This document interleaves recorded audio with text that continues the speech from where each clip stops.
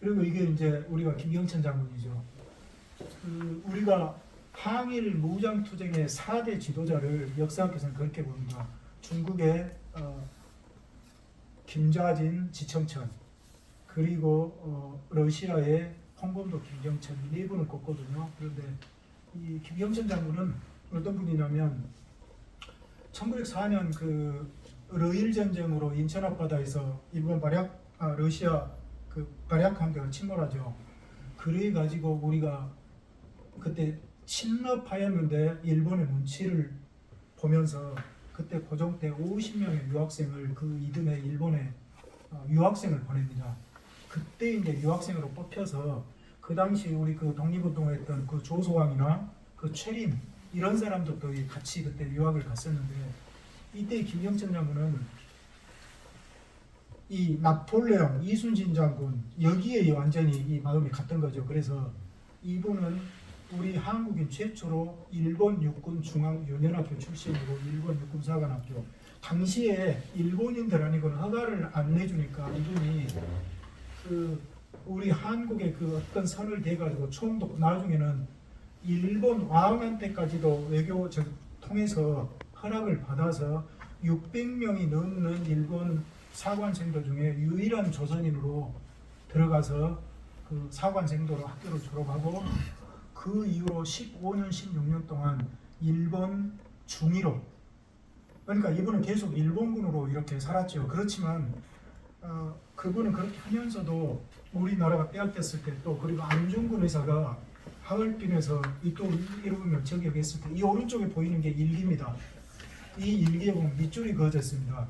안중근 의사가 일본 그 이또 일본을 저격했을 때 위대하다, 우리에게도 사람이 있구나 이런 표현이 있어요. 그래서 이 뜻을 갖다가 이분이 기회를 노리다가 서울 종로에서 3.1 독립만세 시위를 직접 합니다. 그때 YMCA 회관 2층에서 나중에 그 친일로 돌아선 그 윤치호 그때는 이제 친일이 아니었죠. 그런데 윤치호의 아버지하고 김경천 장군의 아버지가 친구였어요. 그래가지고 거기서 같이 보면서 이야기를 하는 이야기가 나와요. 거기서 보고 이제는 내가 칼을 빼야 되겠다. 그래가지고 후배 지청천하고 우리가 망명해서 무장투쟁을 하자. 그래서 그 지청천이 아주 좋다고. 그리고 또 이응준이라고 있어요.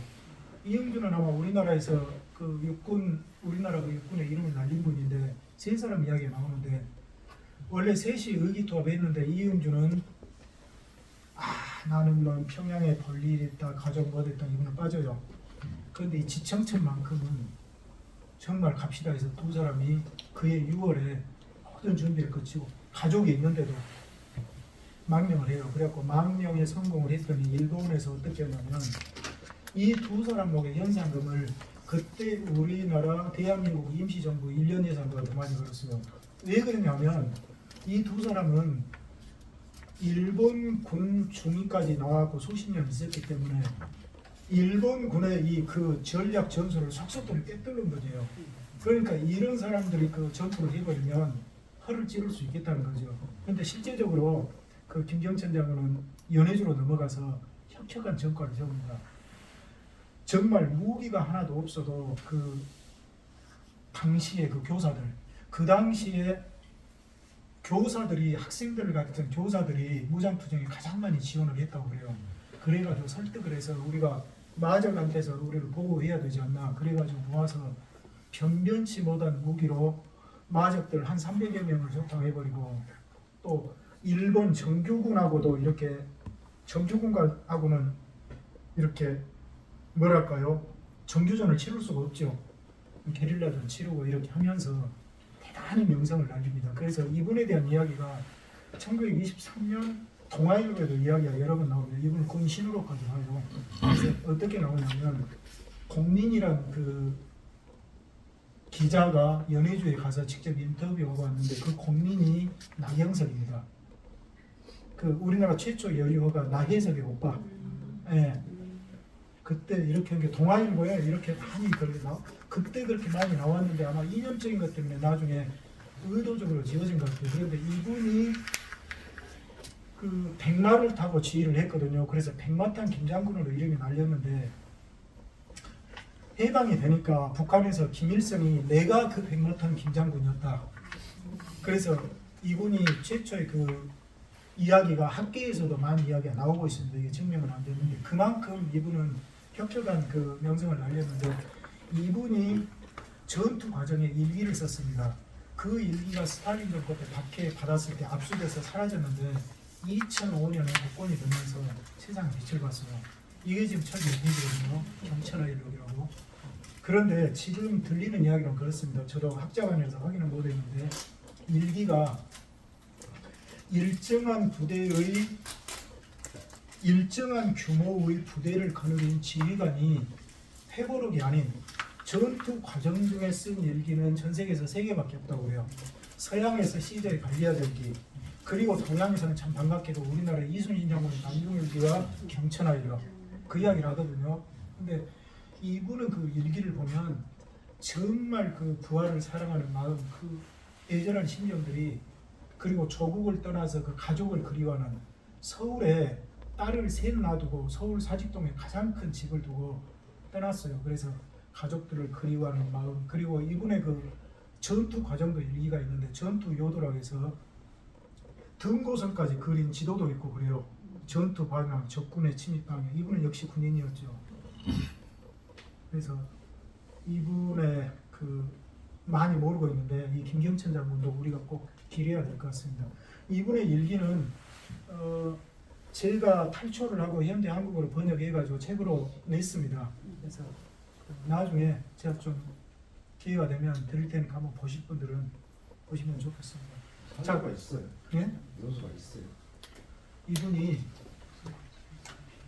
1937년에 스탈린이 강제이주하기 전에 저기를 했죠.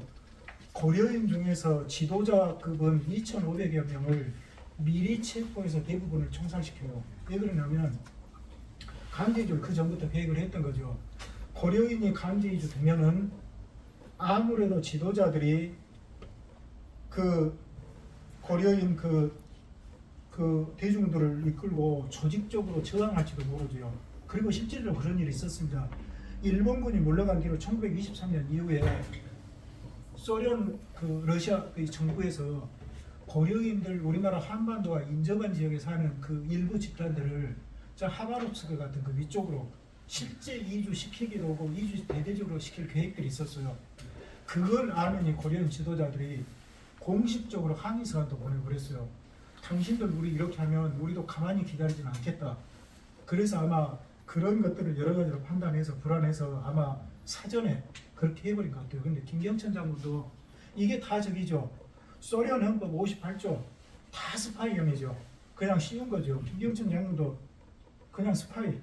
그래서 이분을 붙잡혀가지고 저 러시아 그 꼬미 자치공화국에 있는 그쪽에 수용소로 끌려가가지고 4년 동안 5년 동안 철도 부설공사 노동자를 혹사하다가 이게 영양실조와 그 심장병으로 1942년 1월에 거기서 유명을 달리합니다. 그런데 그때 그 솔제니친이 그 수용소군들하는 그 소설 있죠.